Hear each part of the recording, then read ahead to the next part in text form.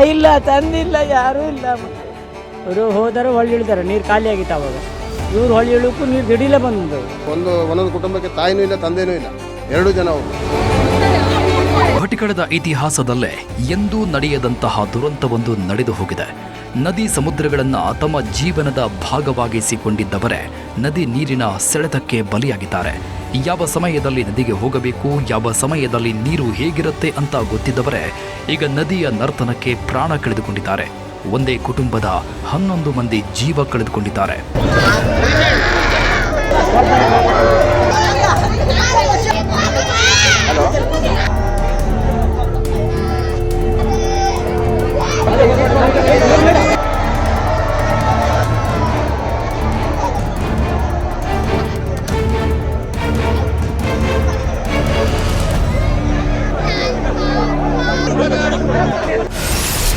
ಹನ್ನೊಂದು ಮಂದಿ ಜೀವ ತೆಗೆದ ಕಪ್ಪೆ ಚಿಪ್ಪು, 3 ಮಾತ್ರ ಬದುಕಿ ಬಂದಿದ್ದೇಗೆ?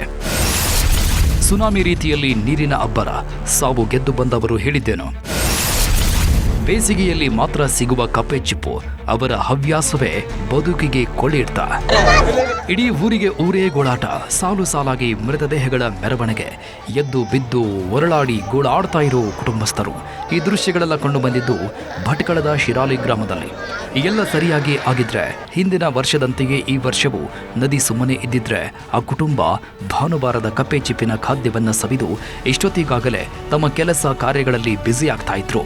ಆದರೆ ಅವರ ಹಣೆ ಬರಹ ನದಿಯ ರೌದ್ರ ನರ್ತನ. ಒಂದೇ ಕುಟುಂಬದ 11 ಮಂದಿ ಪ್ರಾಣ ಕಳೆದುಕೊಂಡು ಈಗ ಪಂಚಭೂತಗಳಲ್ಲಿ ಲೀನವಾಗಿದ್ದಾರೆ.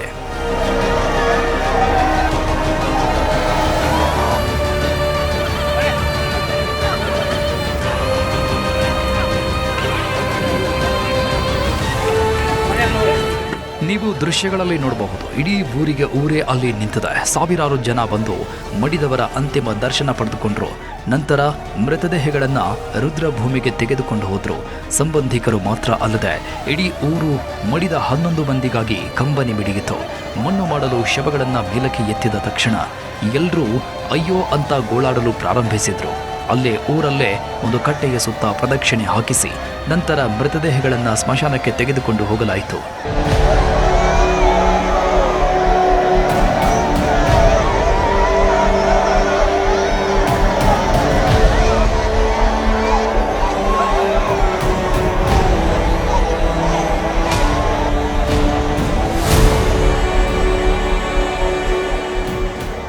ಈಗ ಬಲಿಯಾಗಿರೋರಲ್ಲಿ ಕೆಲವರು ತಂದೆ ತಾಯಿಗಳನ್ನ ಅನಾಥ ಮಾಡಿರೋರು ಇದ್ರೆ, ಇನ್ನು ಕೆಲವರು ಮಕ್ಕಳನ್ನ ಅನಾಥರನ್ನಾಗಿ ಹೋಗಿದ್ದಾರೆ. ಅದಕ್ಕೆ ತಂದೆ ತಾಯಿ ಕಳೆದುಕೊಂಡ ಮಕ್ಕಳು, ಮಕ್ಕಳನ್ನ ಕಳೆದುಕೊಂಡ ತಂದೆ ತಾಯಿಗಳು ಎದೆ ಬಡಿದುಕೊಂಡು ಗೋಳಾಡಿದ್ರು. ಅಯ್ಯೋ, ಇದನ್ನೆಲ್ಲ ನೋಡೋದಕ್ಕೆ ನಾವು ಬದುಕಿರಬೇಕಾ? ನಾವು ಸತ್ತಿದ್ರೆ ಚೆನ್ನಾಗಿರ್ತಿತ್ತು, ನಮ್ಮನ್ನು ಕರ್ಕೊಂಡು ಬಿಡು ದೇವ್ರೇ ಅಂತ ಗೋಳಾಡಿದ್ರು. ಕೆಲವರು ತಮ್ಮವರ ಮೃತದೇಹಗಳನ್ನು ನೋಡಲು ಆಗದೆ ಅಸ್ವಸ್ಥರಾಗಿ ಬಿಟ್ರು.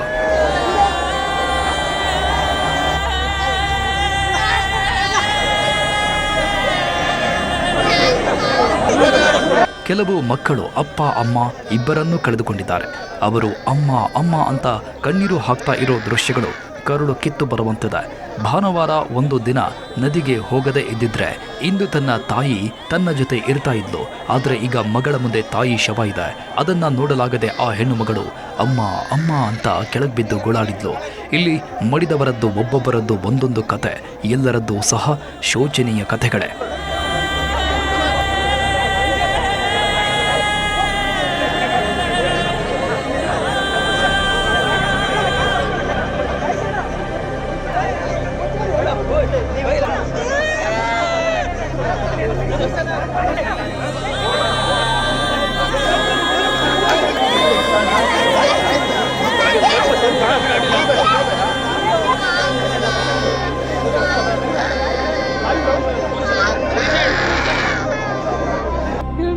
ನಾವೇನು ಬಂದ್ಕೊಂಡಾಗ ನಮ್ಮ ಮನೆಗೆಲ್ಲ ಏನು ಫಂಕ್ಷನ್ ಆದ್ರೆ ಹೇಳಿದ್ರೆ ಸಾಕು ಎಲ್ಲ ಬತ್ತಿರು.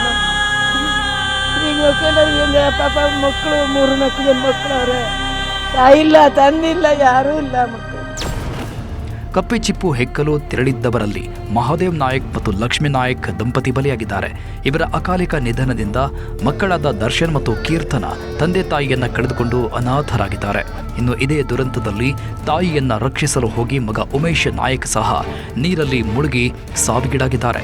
ಇನ್ನೊಂದು ಪ್ರಕರಣದಲ್ಲಿ 4 ಮಕ್ಕಳ ತಾಯಿ ಲಕ್ಷ್ಮಿ ಕೂಡ ಈ ದುರಂತದಲ್ಲಿ ಸಾವನ್ನಪ್ಪಿದ್ದಾರೆ.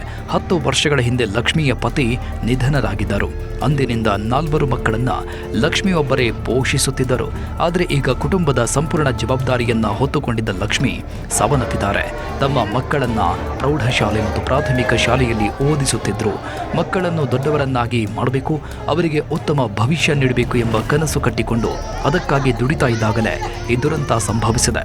ತಾಯಿಯ ಸಾವಿನಿಂದ 4 ಪುಟ್ಟ ಮಕ್ಕಳು ಅನಾಥರಾಗಿದ್ದಾರೆ. ಅವರು ಅಮ್ಮನಿಗಾಗಿ ಕಣ್ಣೀರು ಹಾಕ್ತಾ ಇದ್ದಾರೆ.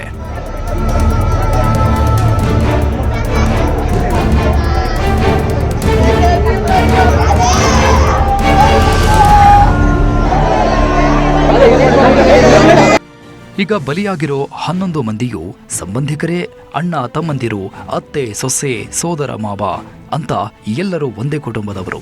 ಅದರಲ್ಲೂ 8 ಮಂದಿ ಒಂದೇ ಮನೆಯವರು. ಎಲ್ಲರೂ ತುಂಬಾ ಅನ್ಯೋನ್ಯವಾಗಿದ್ದಂಥವರು.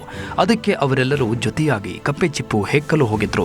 ಆದರೆ ನದಿಯ ಉಬ್ಬರಕ್ಕೆ 11 ಮಂದಿಯೂ ಜೀವಂತ ಜಲಸಮಾಧಿಯಾಗಿದ್ದಾರೆ. ಭಟ್ಕಳ ಇತಿಹಾಸದಲ್ಲೇ ಇಂತಹದ್ದೊಂದು ದುರಂತ ನಡೆದಿರಲಿಲ್ಲ. ಹಲವು ಮಕ್ಕಳು ತಂದೆ ತಾಯಿ ಕಳೆದುಕೊಂಡು ಅನಾಥರಾಗಿದ್ದಾರೆ. ಅವರ ಶಿಕ್ಷಣದ ವೆಚ್ಚವನ್ನ ನಾನೇ ಭರಿಸುತ್ತೇನೆ ಅಂತ ಸಚಿವ ಮಂಕಾಳ ವೈದ್ಯ ಭರವಸೆ ಕೊಟ್ಟರು. ಎಲ್ಲ ಒಂದೇ ಕುಟುಂಬ ಅಂದ್ರೂ ತೊಂದರೆ ಇಲ್ಲ, ಎಲ್ಲ ಸಂಬಂಧಿಕರೇ. 8 ಜನ ಅಂತೂ ಒಂದೇ ಮನೆಯವರು, ಬಾಕಿ 3 ಜನ ಬೇರೆ ಬೇರೆ ಮನೆ. ಆದರೆ ಎಲ್ಲರೂ ಸಂಬಂಧಿಕರೇ, ಅಕ್ಕಪಕ್ಕದವರು, ಒಂದೇ ಕಡೆಯವರು. 3 ಜನ ಸೇಫ್ ಆಗಿದ್ದಾರೆ, 2 ಜನ ಹಾಸ್ಪಿಟ್ಲಲ್ಲಿ ಇದ್ದಾರೆ. ಹಾಸ್ಪಿಟ್ಲಿಗೆ ಹೋಗಿ ನೋಡಿ ಬಂದಿದ್ದೇನೆ, ನಾನು ನಿನ್ನೆನೆ ನೋಡಿ ಬಂದಿದ್ದೇನೆ. ಅವರು 2 ಜನಕ್ಕೆ ಏನೂ ತೊಂದರೆ ಇಲ್ಲ, ಆರಾಮಿದ್ದಾರೆ. ಅವ್ರಿಗೆ ಮತ್ತೆ ಧೈರ್ಯ ಹೇಳಿ ಬಂದಿದ್ದೇವೆ. ಎಷ್ಟು ಖರ್ಚಾಗಲಿ ಡಾಕ್ಟ್ರಿಗೂ ಮಾತಾಡಿ ಎಷ್ಟು ಖರ್ಚಾಗಲಿ ನಾವು ನೋಡ್ಕೊಡ್ತೇವೆ, ನಮ್ಮ ಸರ್ಕಾರ ನೋಡ್ಕೊಡ್ತೇವೆ. ಇವರಿಗೂ ಹಾಗೆ ನಾವು ಎಷ್ಟೇ ಪರಿಹಾರ ಕೊಟ್ಟರು ಅದು ನಮಗೆ ನೋವಾಗ್ತಾ ಇದೆ. ಎಷ್ಟೇ ಕೊಟ್ಟರು ಅದು ಸರಿದೂಗಿಸ್ಲಿಕ್ಕೆ ಸಾಧ್ಯನೇ ಇಲ್ಲ. ಅವ್ರ ಮಕ್ಕಳಿಗೆ ನಾವು ಸಂಪೂರ್ಣವಾದಂಥ ನಾವು ವೈಯಕ್ತಿಕವಾಗೂ ನಾನು ಅವ್ರ ಜೊತೆ ನಿಲ್ತೇನೆ. ಸರ್ಕಾರದಿಂದ ಏನೇನು ಸಿಗ್ತದೆ ಅದನ್ನು ಕೊಡಿಸುವಂಥ ಕೆಲಸವನ್ನು ಮಾಡ್ತೇನೆ. ಯಾರೇ ಓದುವಂಥವ್ರು ಇದ್ದರೆ ಅವ್ರು ಏನು ಓದ್ತಾರೆ, ಎಲ್ಲಿವರಿಗೆ ಓದ್ತಾರೆ, ಅವ್ರಿಗೆ ಸಂಪೂರ್ಣವಾದಂಥ ಖರ್ಚನ್ನು ಕೊಡಲಿಕ್ಕೆ ನಾನು ರೆಡಿ ಇದ್ದೀನಿ. ನಮ್ಮದೇ ಸ್ಕೂಲ್ ಇದೆ, ಇಲ್ಲಾಂದರೆ ಬೇರೆ ಕಡೆ ಓದ್ತಾರೆ ಅಂದರೂ ನಾವು ಅದನ್ನು ಭರಿಸುವಂಥ ಕೆಲಸವನ್ನು ಮಾಡ್ತೇನೆ. ಇನ್ನು ಭಾನುವಾರ ಕಪ್ಪೆಚಿಪ್ಪಿನ ಭೇಟಿಗೆ ಹೋಗಿದ್ದು ಒಟ್ಟು 14 ಮಂದಿ. ಶಿರಾಲಿಯ ಸಾರದ ಹೊಳೆಯ 14 ಜನರು ಒಟ್ಟಾಗಿ ವೆಂಕಟಾಪುರ ನದಿಗೆ ಮಳವಿ ಅಂದ್ರೆ ಕಪ್ಪೆಚಿಪ್ಪು ಹೆಕ್ಕಲು ಹೋಗಿದ್ದರು.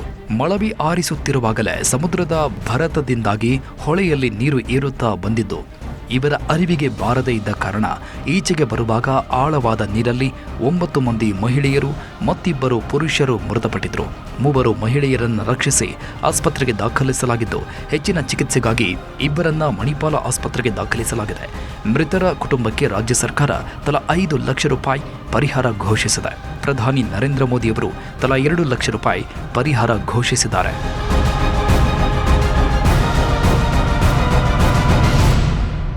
ಹಿಂದೆಂದೂ ಈ ರೀತಿಯ ದುರಂತ ನಡೆದಿರಲಿಲ್ಲ. ಯಾಕಂದ್ರೆ ಅವರೆಲ್ಲರೂ ನದಿಯ ಬಗ್ಗೆ, ಸಮುದ್ರದ ನೀರಿನ ಬಗ್ಗೆ ಚೆನ್ನಾಗಿ ತಿಳಿದುಕೊಂಡಿದ್ರು. ಯಾವಾಗ ನೀರಿಗೆ ಇಳಿಯಬೇಕು, ಎಲ್ಲಿಯವರೆಗೆ ಹೋಗಬೇಕು ಅನ್ನೋದು ಅವರಿಗೆ ಗೊತ್ತಿತ್ತು. ಇನ್ನೊಂದು ಪ್ರಮುಖ ವಿಚಾರ ಏನಪ್ಪಾ ಅಂದ್ರೆ, ನೀರಿಗೆ ಇಳಿದಿದ್ದ 14 ಮಂದಿಯಲ್ಲಿ ಬಹುತೇಕರಿಗೆ ಚೆನ್ನಾಗಿ ಈಜು ಬರ್ತಾ ಇತ್ತು. ಆದರೂ ಸಹ ನೀರಿನ ಶಕ್ತಿಯ ಮುಂದೆ ಅವರ ಈಜಿನ ಕೌಶಲ್ಯ ಸೋತಿದೆ. ಸಾವಿನ ಜೊತೆ ಹೋರಾಡಿ ಅವರು ಕೊನೆಗೆ ಶರಣಾಗಿದ್ದಾರೆ. ಸದ್ಯ ಇದು ಭಟ್ಕಳದ ಇತಿಹಾಸದಲ್ಲಿಯೇ ಅತಿ ದೊಡ್ಡ ದುರಂತವಾಗಿದ್ದು, ಈ ದುರಂತ ಇಡೀ ತಾಲೂಕನ್ನೇ ಬೆಚ್ಚಿ ಬೀಳಿಸಿದೆ. ಸುದ್ದಿ ತಿಳಿತಾ ಇದ್ದಂತೆಯೇ ಊರಿನ ಜನ ಶೋಕ ಸಾಗರದಲ್ಲಿ ಮುಳುಗಿದ್ದು ಈಗ ಸಾವಿರಾರು ಸಂಖ್ಯೆಯಲ್ಲಿ ಸೇರಿ 11 ಮಂದಿಯ ಅಂತ್ಯ ಸಂಸ್ಕಾರ ನೆರವೇರಿಸಿದ್ದಾರೆ.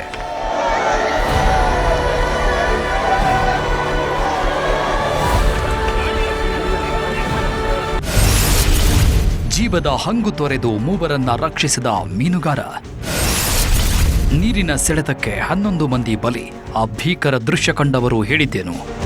ಸಾಮಾನ್ಯವಾಗಿ ಸಮುದ್ರದಲ್ಲಿ ದೊಡ್ಡ ದೊಡ್ಡ ಅಲೆಗಳು ಬರುತ್ತೆ. ಯಾವಾಗ ಎಷ್ಟು ದೊಡ್ಡ ಅಲೆ ಬರುತ್ತೆ ಅಂತ ಹೇಳಲು ಸಾಧ್ಯ ಇಲ್ಲ. ಹಾಗಾಗಿ ಸಮುದ್ರದಲ್ಲಿ ಅಲೆಗಳ ಹೊಡೆತಕ್ಕೆ ಜನರು ಬಲಿಯಾಗುವ ಸಾಧ್ಯತೆ ಇರುತ್ತೆ. ಆದರೆ ಇಲ್ಲಿ 11 ಮಂದಿ ಬಲಿಯಾಗಿರೋದು ಸಮುದ್ರದಲ್ಲಿ ಅಲ್ಲ, ನದಿಯಲ್ಲಿ ಕಪ್ಪೆಚಿಪ್ಪು ತೆಗೆಯಲು ಹೋಗಿದ್ದವರು ಜೀವ ಕಳೆದುಕೊಂಡಿದ್ದಾರೆ. ನದಿಯಲ್ಲೂ ನೀರಿನ ಸೆಳೆತ ಹೆಚ್ಚಾಗಿ ಆಚೆ ಬರಲು ಆಗದೆ ಒದ್ದಾಡಿ ಪ್ರಾಣ ಬಿಟ್ಟಿದ್ದಾರೆ. ಪ್ರತಿ ಬೇಸಿಗೆಯಲ್ಲಿ ವೆಂಕಟಾಪುರ ನದಿಗೆ ಹೋಗಿ ಕಪ್ಪೆ ಚಿಪ್ಪು ಆರಿಸಿಕೊಂಡು ಬಂದು ಮನೆಯಲ್ಲಿ ರುಚಿಕರವಾದ ಖಾದ್ಯ ತಯಾರಿಸಿ ಸವಿಯುವುದು ಶಿರಾಲಿ ಸಾರದ ಹೊಳೆಯ ಗ್ರಾಮಸ್ಥರ ಹವ್ಯಾಸವಾಗಿತ್ತು. ಆದರೆ ಭಾನುವಾರ ತಟ್ಟಿ ಹಕ್ಕಲು ಸಮೀಪ ಎಂದಿನ ಉತ್ಸಾಹದಲ್ಲೇ ನದಿಗೆ ಇಳಿದಿದ್ದ 14 ಜನರ ಪೈಕಿ 11 ಮಂದಿ ಹೆಣವಾಗಿ ತೇಲಿ ಬಂದಿದ್ದಾರೆ. ಇವರು ಯಾರೂ ಮೀನುಗಾರರ ಕುಟುಂಬದವರಲ್ಲ.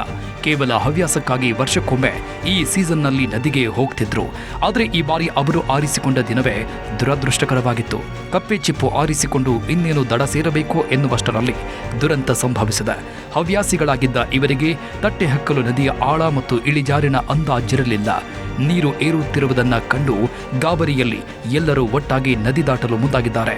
ಆದರೆ ಅವರು ನದಿಯ ಅತ್ಯಂತ ಆಳವಾದ ಸುಳಿಗೆ ಕಾಲಿಟ್ಟು ಪ್ರಾಣ ಕಳೆದುಕೊಂಡಿದ್ದಾರೆ ಅಂತ ಹೇಳಲಾಗ್ತಾ ಇದೆ. ಬೆಳಿಗ್ಗೆ ನಿನ್ನಗೆ ಅವರು 9:30 ಹೋದರು ಸರ್. ಅವರು 9:30 ಹೋಗಿ 10 ಗಂಟೆ ಹೌದು, ಆವಾಗ ನೀರು ಇಳ್ತಾ ಇರ್ತದೆ. 9:30 ಹೋಗಿ ದಿಢೀಲ್ ಅಂತ ನೀರು ಬಂದ್ಬಿಟ್ಟದೆ. ಅವರು ಹೋದರು, ಹೊಳ್ಳಿ ಇಳಿದಾರೆ. ನೀರು ಖಾಲಿ ಆಗಿತ್ತು ಆವಾಗ. ಇವ್ರು ಹೊಳ್ಳಿ ಇಳಕ್ಕೂ ನೀರು ದಿಢೀಲೇ ಬಂದದ್ದು. ಅದು ಏನಾಯ್ತು ಏನೋ ಗೊತ್ತಿಲ್ಲ ಸರ್. ನಾವು ಕೂಡ ಹೋಗ್ಬೇಕಿದ್ದಂಗೆ 11:30 ನಾವು ಹೋಗಿದ್ದೀವಿ ಅಲ್ಲಿ. ಹೊಳೆಯಲ್ಲಿ ಇದ್ದಕ್ಕಿದ್ದಂತೆ ನೀರು ಹೆಚ್ಚಾದ ಪ್ರಮಾಣ ಎಲ್ಲರೂ ನೀರಲ್ಲಿ ಸಿಕ್ಕಿ ಹಾಕಿಕೊಂಡಿದ್ದಾರೆ. ನೀರಿನಿಂದ ಆಚೆ ಬರಲು ಆಗದೆ ಒಬ್ಬರನ್ನೊಬ್ಬರು ಭಯದಲ್ಲಿ ಹಿಡ್ಕೊಂಡು ಪ್ರಾಣ ಕಳೆದುಕೊಂಡಿದ್ದಾರೆ. ಈಜು ಬರೋರು ಸಹ ಬಲಿಯಾಗಿದ್ದಾರೆ. ಇದೇ ವೇಳೆ ಜೀವದ ಹಂಗನ್ನ ತೊರೆದು 3 ಮೀನುಗಾರರು ರಕ್ಷಿಸಿದ್ದಾರೆ. ನೋಡುತ್ತಿದ್ದಂತೆ 10 ಜನ ನೀರಲ್ಲಿ ಮುಳುಗುತ್ತಿರುವುದನ್ನು ಗಮನಿಸಿದ ಸ್ಥಳೀಯ ಮೀನುಗಾರರೊಬ್ಬರು ತಕ್ಷಣ ತಮ್ಮ ದೋಣಿಯೊಂದಿಗೆ ಧಾವಿಸಿ ಜೀವದ ಹಂಗು ತೊರೆದು 3 ರಕ್ಷಿಸಿಕೊಂಡು ಬಂದಿದ್ರು. ಆದರೆ ಉಳಿದ 11 ಮಂದಿಯನ್ನ ರಕ್ಷಿಸಲು ಸಾಧ್ಯವಾಗಿಲ್ಲ. ಅಸಲಿಗೆ ಕಪ್ಪೆ ಚಿಪ್ಪು ಹೆಕ್ಕಲು ನದಿಗೆ ಇಳಿದಿದ್ದು 14 ಜನ ಅಲ್ಲ, ಕೇವಲ 12 ಜನ ಮಾತ್ರ ನದಿಗೆ ಇಳಿದಿದ್ರಂತೆ. ಉಳಿದವರು ದಡದಲ್ಲೇ ಇದ್ರಂತೆ. ಆದರೆ ಅವರು ನೀರಲ್ಲಿ ಮುಳುಗ್ತಾ ಇದ್ದಿದ್ದನ್ನ ನೋಡಿ ಅಯ್ಯೋ ನಮ್ಮವರು ನೀರಲ್ಲಿ ಮುಳುಗ್ಬಿಡ್ತಿದ್ದಾರಲ್ಲ ಅಂತ ಅವರನ್ನ ಕಾಪಾಡಲು ಹೋಗಿದ್ದಾರೆ. ಆ ಮೂಲಕ 14 ಜನರು ನೀರಲ್ಲಿ ಸಿಕ್ಕಿ ಹಾಕಿಕೊಂಡಿದ್ದಾರೆ. ಆಗ ಮೀನುಗಾರರು ಸ್ಥಳೀಯರನ್ನ ಸಹಾಯಕ್ಕೆ ಕರೆದು ಕೊನೆಗೆ ತಾವೇ ಹೋಗಿ 3 ದೋಣಿಗೆ ಹಾಕಿಕೊಂಡು ಬಂದಿದ್ರು. ಅಲ್ಲ, ಪರಿಸ್ಥಿತಿ ಹೇಗಾಯ್ತು ಏನಾಯ್ತು ಅಂತ. ನೀರು ಒಂದೇ ಸತ್ರನ ಹೋಗ್ಬಿಡ್ತೀವಿ, ಮೇಲೆ ಎದ್ದು ಬಿಡ್ತು, ಉಬ್ಬಿ ಬಿಡ್ತಾ. ಒಂದ್ಸತಿ ಕರೆದವಾಗ ಬರ್ಲಿಲ್ಲ ಅವ್ರು. 30 ಜನ ಬಂದಿದ್ದಾರೆ. ಇವ್ರು 14 ಜನ 12 ಜನ ಆಗಿದ್ರು. ಇವರು 7 ಜನ ಕಾಪಾಡಿ ಹೋಗೋದು. ಅಲ್ಲ, ಈಗ ಅಷ್ಟು 14 ಜನ ಇದೇ ಭಾಗದಿಂದ ಹೋಗಿದ್ರು. ಇದೇ ಭಾಗದಿಂದ ಅದು ಅವ್ರು ದಾಟಿಯುವಾಗ 12 ಜನ ದಾಟಿದ್ದು ಆ ಬ್ರಿಡ್ಜ್ ನಲ್ಲಿ. ಇವ್ರು ಕಾಪಾಡಿಗೆ ಹೋದವ್ರು 7 ಜನ. ಈಗ ಸಿಕ್ಕಿದ್ದು ಒಂದು ಬಾಡಿ. ಈ ತರ ಆಗಿದ್ದದ್ದು. ನೀವು ಈಗ 14-12 ಜನ ಆ ಜಾಗದಿಂದ ನಡ್ಕೊಂಡು ಬರ್ಬೇಕಿದ್ರೆ ನೀರು ತುಂಬ್ಕೊಂಡ್ಬಿಡತ್ತೆ. ಅದಾದ ನಂತರ ಅವರನ್ನ ಆ ಕಡೆ ಎಳ್ಕೊಂಡು ಹೋಗುತ್ತೆ. ಆ ಸಂದರ್ಭದಲ್ಲಿ ನೀವು ಕಿರ್ಚಾಡಿದ್ರ, ಸ್ಥಳೀಯರನ್ನ ಕೂಡಿಸುವಂತ ಪ್ರಯತ್ನ ಮಾಡಿದ್ರೆ? 4 ಜನನು ನಾವು ತಗೊಂಡು ಬಂದಿದ್ದೇವೆ. 4 ಜನ ತಗೊಂಡು ಬಂದ್ರು, ಕೈ ಸಿಕ್ಬಿಟ್ರು. ಕಡೆಗೆ 1 ಜನ ಆಚೆಗೆ ಬೇಲ ಹೋಗ್ಬಿಟ್ಬಿಟ್ರು. ಅವರು ನೀರಿಗೆ ಇಳಿಯುವಾಗ ನೀರು ಕಡಿಮೆ ಪ್ರಮಾಣದಲ್ಲೇ ಇತ್ತಂತೆ. ಆದರೆ ಇದ್ದಕ್ಕಿದ್ದಂತೆ ನೀರು ಹೆಚ್ಚಾಗಿದೆ. ಸಮುದ್ರದಲ್ಲಿನ ನೀರಿನ ಅಬ್ಬರಕ್ಕೆ ಹೊಳೆಯೂ ತುಂಬಿಕೊಂಡಿದೆ. ಏನಾಗ್ತಾ ಇದೆ ಅಂತ ನೋಡುವಷ್ಟರಲ್ಲಿ ದೊಡ್ಡ ದೊಡ್ಡ ಅಲೆಗಳ ರೀತಿ ನೀರು ಅಪ್ಪಳಿಸಿತ್ತಂತೆ. ಅದನ್ನ ದಡದಿಂದ ನೋಡಿದ ಮೀನುಗಾರರು ಆಚೆ ಬನ್ನಿ ಅಂತ ಎಚ್ಚರಿಸಿದ್ದಾರೆ. ಆದರೆ ನದಿಯಲ್ಲಿದ್ದವರು ಗಮನ ಕೊಟ್ಟಿಲ್ಲ. ನಂತರ ಮೀನುಗಾರರು ಕಾಪಾಡಲು ಹೋದಾಗಲೂ ಅವರ ಕೈಗೆ ಸಿಕ್ಕಿದ್ದು 3-4 ಮಂದಿ ಮಾತ್ರ. ಉಳಿದವರು ನೀರಿನ ಅಬ್ಬರಕ್ಕೆ ಕೊಚ್ಚಿಕೊಂಡು ಹೋಗಿದ್ರು. ಮೀನುಗಾರರ ಕಣ್ಣೆದುರೇ ಕಾಣದಂತೆ ಮಾಯವಾಗಿದ್ರು. ಜನನು ನಾವು ತಗೊಂಡು ಬಂದಿದ್ದೇವೆ. 4 ಜನ ತಗೊಂಡು ಬಂದ್ರು, ಕೈ ಸಿಕ್ಬಿಟ್ರು. ಕಡೆಗೆ 1 ಜನ ಆಚೆಗೆ ಬೇಲ ಹೋಗ್ಬಿಟ್ಬಿಟ್ರು. ಇವ್ರ ಜೊತೆ ಬಾಕಿದವರೆಲ್ಲ ಸ್ಥಳೀಯರು ಇದ್ರ ಅಲ್ಲಿ ಕಪ್ಪೆ ಚಿಪ್ಪು ಹಾಕ್ಲಿಕ್ಕೆ, ಅಥವಾ ಇವ್ರು 14 ಜನ ಅಷ್ಟೇ ಇದ್ರ? ಇವ್ರು 14 ಜನ ಅಲ್ಲ, 12 ಜನ. ಇವ್ರು ಕಾಪಾಡಿಗೆ ಹೋದವ್ರು 7 ಜನ. ಅದು ಅವ್ರ ಜನ ಬದ್ಲ ಬಂದಿರು, ಕರೆದದ್ದು ನಾವು. ಅವ್ರು ಈಚೆಗೆ ಬಂದ್ಬಿಟ್ರು. ನಮ್ಮ ಜನ ಪೂರ ಜನ ಬಂದಿದ್ರು. ಭಾನುವಾರವಿಡೀ ಹುಡುಕಾಟ ನಡೆಸಿದರೂ ಸಿಕ್ಕಿದ್ದು 10 ಮಂದಿಯ ಮೃತದೇಹಗಳು ಮಾತ್ರ. ಹಾಗಾಗಿ ಇನ್ನೊಬ್ಬರು ಬದುಕಿದ್ದಾರಾ ಸತ್ತಿದ್ದಾರಾ, ಅವರ ಮೃತದೇಹ ಎಲ್ಲಿ ಅನ್ನೋ ಪ್ರಶ್ನೆಗಳು ಎದ್ದಿದ್ದವು. ರಾತ್ರಿ 10 ಗಂಟೆಯವರೆಗೂ NDRF, SDRF ಮುಳುಗು ತಜ್ಞರೆಲ್ಲ ಹುಡುಕಾಡಿದ್ರೂ ಮೃತದೇಹ ಸಿಕ್ಕಿರಲಿಲ್ಲ. ಆದರೆ ಸೋಮವಾರ ಬೆಳಗಿನ ಜಾವ ಹುಡುಕಿ ಮತ್ತೆ ವಾಪಸ್ ಆಗ್ತಾ ಇದ್ದಾಗ ಮಾದೇವನಾಯ್ಕ ಅನ್ನೋರ ಶವ ಪತ್ತೆಯಾಗಿತ್ತು. ತಟ್ಟೆ ಹಕ್ಕಲು ನದಿಯಲ್ಲೇ ಮೃತದೇಹ ಸಿಕ್ಕಿತ್ತು. ಭಾನುವಾರವೇ 10 ಜನರ ಮೃತದೇಹ ಪತ್ತೆಯಾಗಿತ್ತು. ಸೋಮವಾರ ಮತ್ತೊಂದು ಮೃತದೇಹ ಸಿಕ್ಕಿತ್ತು. ನಾವು ಹೇಳಿದ್ರು ಈಶ್ವರ ಮಲ್ಪೆ ಅವರಿಗೂ ನಮ್ದು ತಂಡ 2 ಸೇರ್ಕೊಂಡು ನಾವು ಫಸ್ಟ್ ಸಮುದ್ರ ಆ ಕಡೆ ಹೋಯ್ದು ಆನ್ಸರ್ತ ಹೋಗಿದ್ರು. ಅಲ್ಲಿ ನಮಗೆ ಆ ಬಾಡಿ ಸಿಕ್ಲಿಲ್ಲ. ಕಡೆಗೆ ಮತ್ತೆ ಪುನಃ ಅಲ್ಲಿಂದ ಬೇಡ ಅಂತೇಳಿ ವಾಪಸ್ ಬರ್ತಾ ಇರುವಾಗ ಇಲ್ಲಿ ಕಲ್ಲು ಸೈಡಲ್ಲಿ ಆ ಬಾಡಿ ಎಂಬುದು ಕೌಂಚಾಗಿ ಬಿದ್ದಿತ್ತು. ಇದು ಜಂಟಿಯಾಗಿ ಬೆಳಗ್ಗೆಯಿಂದನೇ ಕೆಲಸವನ್ನ ಶುರು ಮಾಡಿದ್ರಿ ಈಶ್ವರ್ ಮಲ್ಪೆ ಅವರೇ. ನೀವು ಉತ್ತರ ಕನ್ನಡ ಜಿಲ್ಲೆಯಲ್ಲಿ ಎಲ್ಲೇ ಎಂತ ಘಟನೆ ಆದ್ರೂ ಕೂಡ ಮೊದಲು ನೀವು ಇರ್ತೀರಿ. ಈ ಘಟನೆ ಬಗ್ಗೆ ಹೇಳೋದಾದ್ರೆ ಸರ್, ಇಂತೂ ದುಃಖದ ಸಂಗತಿ ಸರ್ ಇದು. ತುಂಬಾ ದುಃಖ ಈ ಭಾಗದಲ್ಲಿ, ಈ ಒಂದು ದುಃಖ ಸಂಗತಿ. ಯಾಕೆಂದ್ರೆ ನಿನ್ನೆ ರಾತ್ರಿ ಸಹ ನಾವು ದಿನಶ್ಕಾರಿ ತಂಡ ಮತ್ತು ನಮ್ಮ ತಂಡ ರಾತ್ರಿ ಒಂದು 10 ಗಂಟೆಯಿಂದ 11:30 ಗಂಟೆ ತನಕ ಸ್ಕೂಬಾ ಡೈವ್ ಹಾಕಿ ಇಲ್ಲಿ ನೀರಾಳದಲ್ಲಿ ಹುಡುಕ್ಲಿಕ್ಕೆ ಹೋಯ್ತು ಲೈಟ್ ಹಾಕಿ. ಆದ್ರೂ ಸಹ ದೇಹ ಸಿಕ್ಕಿಲ್ಲ, ಯಾಕೆಂದ್ರೆ ನಿನ್ನೆ ಬಿದ್ದ ಜಾಗದ ಗೊತ್ತಾಗಿಲ್ಲ. ಸದ್ಯ ಈ ದುರಂತದಲ್ಲಿ 11 ಮಂದಿ ಬಲಿಯಾಗಿರೋ ಭಯಾನಕ ಪ್ರಕರಣದಲ್ಲಿ 3 ಸಾವನ್ನ ಸೆಂಟಿಮೀಟರ್ ದೂರದಿಂದ ನೋಡಿ ಬದುಕಿ ಬಂದಿದ್ದಾರೆ. ಒಂದರ್ಥದಲ್ಲಿ ಅವರು ಸಾವನ್ನೇ ಗೆದ್ದು ಬಂದಿದ್ದಾರೆ. ಅಂಥವರಲ್ಲಿ ಒಬ್ಬರು ಮಹಾದೇವಿ ನಾಯ್ಕ್. ಅವರು ಅಂಥ ಭಯಾನಕ ಘಟನೆಯಲ್ಲೂ ಬದುಕಿ ಬಂದು ಈಗ ಆಸ್ಪತ್ರೆಯಲ್ಲಿ ಚಿಕಿತ್ಸೆ ಪಡಿತಾ ಇದ್ದಾರೆ. ಅವರಿಗೆ 60 ವರ್ಷಕ್ಕಿಂತ ಹೆಚ್ಚು ವಯಸ್ಸಾಗಿದ್ದು ಅವರು ಬದುಕಿ ಬಂದಿದ್ದೇ ಪವಾಡ ಅಂತ ಅವರ ಮಗಳು ಹೇಳಿದ್ದಾಳೆ. ಅಮ್ಮ ನೀನು ಫಸ್ಟೇ ನೀರಿತ್ತ ಇಲ್ಲ ಮಗ, ಫಸ್ಟ್ ಬಿಟ್ಟಿತ್ತು, ಬಿಟ್ಟು ಹೆಕ್ಕಿ ತುಂಬಿ ಬರುವತ್ತಿಗೆ ಒಂದೇ ಸರಿಗೆ ಸಡನ್ ಆಗಿ ನೀರು ಬಂತು ಮಗ. ಆದರೂ ಚಿಕ್ಕಮ್ಮಂದಿರನ್ನ ಹಿಡ್ಕೊಂಡೆ, ಆದರೂ ಅವ್ರಿಗೆ ಆಗಲಿಲ್ಲ. ನನಗೆ ದುಃಖ ಅಂದರೆ ಹೇಳೋಂಗಿಲ್ಲ. ನನ್ನ ಚಿಕ್ಕಂದನತೆ ಅವ್ರಿಗೆ ತಂದೆನೂ ಇಲ್ಲಾಗಿತ್ತು, ತಾಯಿ ಒಂದಿತ್ತು. ಈಗ ತಾಯಿನೂ ಕಳ್ಕೊಂಡು 4 ಜನ ಮಕ್ಕಳಿದ್ದಾರೆ. ಕಡಿಮೆ ನೀರಿದ್ದ ಹೊಳೆಯಲ್ಲಿ ಇದ್ದಕ್ಕಿದ್ದಂತೆ ಸುನಾಮಿಯ ರೀತಿಯಲ್ಲಿ ನೀರಿನ ಅಬ್ಬರ ಹೆಚ್ಚಾಗಿತ್ತಂತೆ. ಇದರಿಂದ ಈಜಾಡಲು ತಿಳಿದವರಿಗೂ ಸಹ ತಮ್ಮ ಪ್ರಾಣವನ್ನ ರಕ್ಷಿಸಿಕೊಳ್ಳಲು ಸಾಧ್ಯವಾಗಲಿಲ್ಲ. ಅಷ್ಟು ಪ್ರಮಾಣದಲ್ಲಿ ನೀರಿನ ಅಬ್ಬರ ಹೆಚ್ಚಾಗಿತ್ತು. ಕಪ್ಪೆ ಚಿಪ್ಪನ್ನ ಆಯುವ ಅನುಭವ ಮತ್ತು ನದಿಯ ನೀರಿನ ಬಗ್ಗೆ ಅನುಭವ ಇದ್ದವರು ಸಹ ತಪ್ಪಿಸಿಕೊಳ್ಳಲು ಸಾಧ್ಯವಾಗಿಲ್ಲ. ಹಿಂದೆಂದೂ ಕಾಣದ ರೀತಿಯ ನೀರಿನ ಅಬ್ಬರ ಹೆಚ್ಚಾಗಿತ್ತು. ಆದ್ದರಿಂದ ನಮ್ಮವರನ್ನೆಲ್ಲ ಕಳೆದುಕೊಂಡು ಇದೀಗ ಆಸ್ಪತ್ರೆಯಲ್ಲಿ ಮಲಗುವ ಪರಿಸ್ಥಿತಿ ನನಗೆ ಬಂದಿದೆ ಅಂತ ಮಹಾದೇವಿ ನಾಯ್ಕ್ ಹೇಳಿದ್ದಾರೆ. ನಾವು 7 ಮಂದಿ ನಾವು ಇರೋದಿಲ್ಲ, ಬಡ್ಕೊಂಡು ಬಂದು ಸ್ವಲ್ಪ ಒಂದು ದೋಣಿ ಹುಡುಗ ಬಂದ ನಾನು ಕಾಪಾಡೋದು. ನಮ್ಮ 7 ಜನ ದೋಣಿ ಹುಡುಗ ಬಂದ ಕಾಪಾಡೋದು. ದೋಣಿ ಆಸ್ಪಾಸ್ ಇತ್ತು, ನಿಮ್ಮ ನೋಡಿ ಬಂದು ಕಾಪಾಡಿದ್ರು. ಈ ದೋಣಿ ಇಲ್ಲ ಅಂತ ಹೇಳಿದರೆ ನಿಮ್ಗೆ ದಡ ಸೇರ್ಲಿಕ್ಕೆ ಕಷ್ಟ ಆಗ್ತಿತ್ತು. ಹೌದು. ನೀರು ಕಡಿಮೆ ಇರೋದನ್ನ ನೋಡಿಕೊಂಡೇ ನದಿಗಿಳಿದಿದ್ರು. ಬೆಳಿಗ್ಗೆ ಹೋಗಿದ್ದರಿಂದ ಅದಾಗಲೇ ಬೇಕಾದಷ್ಟು ಕಪ್ಪೆ ಚಿಪ್ಪುಗಳನ್ನು ಆರಿಸಿಕೊಂಡಿದ್ರು. ಇನ್ನೇನು ತೆಗೆದುಕೊಂಡು ಬಂದು ಬಿಡೋಣ ಅನ್ನುವಷ್ಟರಲ್ಲಿ ಈ ದುರಂತ ಸಂಭವಿಸಿದೆ. ಭಾನುವಾರದ ರಜಾ ದಿನದಂದು ಮಧ್ಯಾಹ್ನ ಮನೆ ಮಂದಿಯೆಲ್ಲ ಸೇರಿ ಸವಿಯಬೇಕಿದ್ದ ಕಪ್ಪೆ ಚಿಪ್ಪಿನ ಖಾದ್ಯ ಕೊನೆಗೆ 11 ಜೀವಗಳನ್ನು ಬಲಿ ಪಡೆದು ಮಹಾ ದುರಂತವಾಗಿ ಮುಕ್ತಾಯಗೊಂಡಿದೆ. ಪ್ರತಿ ವರ್ಷದ ಬೇಸಿಗೆಯಲ್ಲೂ ನಡೀತಿತ್ತು ಕಪ್ಪೆ ಚಿಪ್ಪಿನ ಬೇಟೆ. ವಿಶೇಷ ಕಪ್ಪೆ ಚಿಪ್ಪಿಗಾಗಿ ಅವರು ವರ್ಷವಿಡೀ ಕಾದು ಕುಳಿತಿದ್ರ. ನೀರಿಲ್ಲದ ನದಿಯಲ್ಲಿ ಇದ್ದಕ್ಕಿದ್ದಂತೆ ನೀರು ಉಕ್ಕಿ ಬರಲು ಕಾರಣ ಏನು? ಇನ್ನು ಕಪ್ಪೆ ಚಿಪ್ಪು ತೆಗೆಯಲು ಹೋಗಿದ್ದವರಿಗೆ ಅದೇ ಕಾಯಕ ಅಲ್ಲ. ಯಾಕಂದ್ರೆ ಅವರು ಮೀನುಗಾರರು ಅಲ್ಲ. ವರ್ಷಕ್ಕೊಮ್ಮೆ ಕಪ್ಪೆ ಚಿಪ್ಪು ತೆಗೆದುಕೊಂಡು ಬಂದು ಅಡುಗೆ ಮಾಡಿಕೊಂಡು ಊಟ ಮಾಡ್ತಾರೆ. ಮನೆ ಮಂದಿಯೆಲ್ಲ ಹೋಗಿ ಹೊಳೆಗೆ ಇಳಿದು ಕಪ್ಪೆ ಚಿಪ್ಪು ಆರಿಸಿ ತರೋದು ಅವರ ಪದ್ಧತಿ. ಅಷ್ಟೇ ಅಲ್ಲದೆ ಬೇಸಿಗೆಯಲ್ಲಿ ಅದು ಏಪ್ರಿಲ್ ಮೇ ತಿಂಗಳಲ್ಲಿ ಮಾತ್ರ ಸಿಗುವ ಕಪ್ಪೆ ಚಿಪ್ಪಲ್ಲಿ ಆರೋಗ್ಯಕ್ಕೆ ಬೇಕಾದ ವಿಶೇಷ ಗುಣಗಳಿರುತ್ತಂತೆ. ಅಷ್ಟೇ ಅಲ್ಲದೆ ಆ ಸಮಯದಲ್ಲಿ ಮಳೆ ಇರೋದಿಲ್ಲ, ನದಿಯಲ್ಲಿ ನೀರು ಕಡಿಮೆ ಇರುತ್ತೆ, ನೀರಿನ ಅಬ್ಬರ ಸಹ ಕಡಿಮೆ ಇರುತ್ತೆ ಅಂತ ಆ ಸಮಯದಲ್ಲಿ ಕಪ್ಪೆ ಚಿಪ್ಪಿಗೆ ಹೋಗ್ತಾರೆ. ಶಿರಾಲಿಯಲ್ಲಿರೋ ಆ ಸಮುದಾಯಕ್ಕೆ ಈ ರೀತಿ ಕಪ್ಪೆ ಚಿಪ್ಪು ತಂದು ತಿನ್ನೋದು ಒಂದು ಪದ್ಧತಿಯಾಗಿತ್ತಂತೆ. ಅದಕ್ಕೆ ಭಾನುವಾರ ಮಹಿಳೆಯರೆಲ್ಲ ಸೇರಿಕೊಂಡು ಕಪ್ಪೆ ಚಿಪ್ಪು ತರಲು ಹೋಗಿದ್ರು. ಆದರೆ ಎಲ್ಲವೂ ತಾವು ಊಹಿಸಿದ್ದ ರೀತಿ ಆಗದೆ ದುರಂತ ಸಂಭವಿಸಿದೆ. ಆ ನದಿಯಲ್ಲಿ ಹವಾಮಾನ ಇಲಾಖೆ ಹಿಡಿದ್ದಕ್ಕಿಂತ 3 ಗಂಟೆ ಮೊದಲೇ ಉಬ್ಬರ ಶುರುವಾಗಿತ್ತು.